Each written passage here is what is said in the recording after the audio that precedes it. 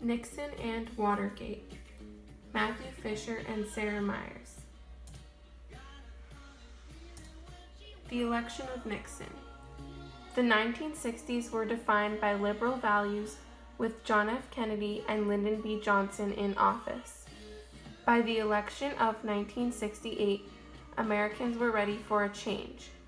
This allowed Nixon to narrowly get elected for president for the Republican Party. Percent of the popular vote is counted.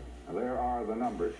An hour or so ago, I carried the percentages out to 6 digits, and it went like this. Nixon, 43.2959%. Humphrey, 43.2584%. Wallace, 13.4457, and now it's gone a little over 14. In short, Nixon and Humphrey are separated by about 375 thousandths of 1%. The electoral vote shows Nixon with 287, Humphrey with 166, and Wallace with 45. David? As it turned out, in the late, tired hours of last night, or the early, tired hours of this morning, Richard Nixon won the election this time, where 8 years ago he lost it in Illinois. Vietnamization.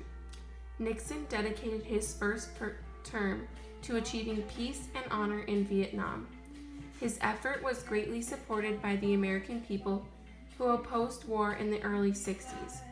His strategy became known as Vietnamization, which called for a gradual withdrawal of troops from Vietnam while also training South Vietnam's army to defend against the North. The American people and Vietnam. Popular opinion of the American people was to bring our troops home as soon as possible.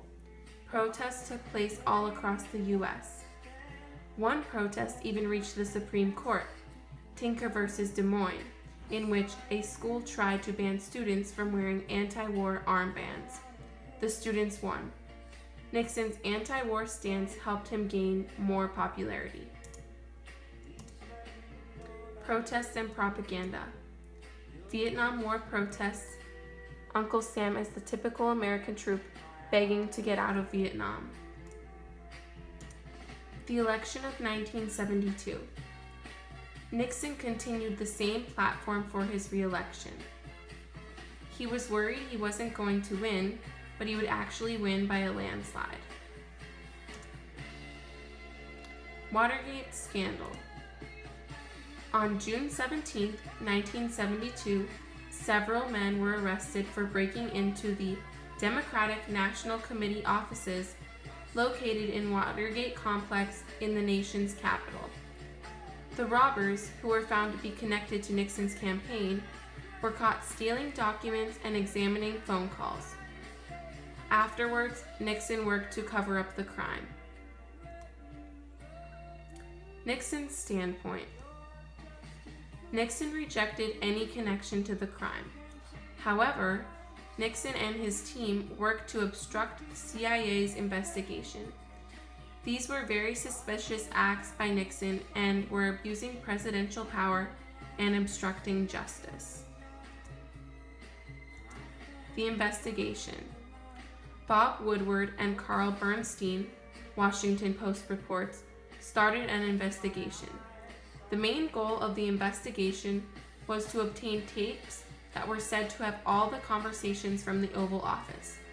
Nixon eventually handed the tapes in. Later, the Supreme Court ordered him to hand them all over, and when he refused, the House of Representatives voted to impeach him.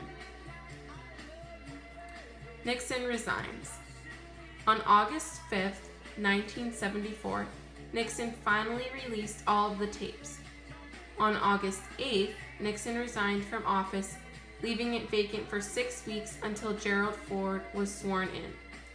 One of Ford's first actions as president was pardoning Nixon of all crimes committed. Not completing my term, but with gratitude for the privilege of serving as your president for the past 5.5 years. We have ended America's longest war, but in the work of securing a lasting peace in the world, the goals ahead are even more far-reaching and more difficult. we must complete a structure of peace so that it will be said of this generation, our generation of Americans, by the people of all nations, not only that we ended one war, but that we prevented future wars. We have unlocked the doors that for a quarter of a century stood between the United States and the People's Republic of China. We must now ensure that the 1/4 of the world's people who live in the People's Republic of China will be and remain not our enemies, but our friends. In the Middle East, 100 million people in the Arab countries, many of whom have considered us their enemy for nearly 20 years, now look on us as their friends. We must continue to build on that friendship so that peace can settle at last over the Middle East, and so that the cradle of civilization will not become its grave. Together with the Soviet Union, we have made the crucial breakthroughs that have begun the process of limiting nuclear arms.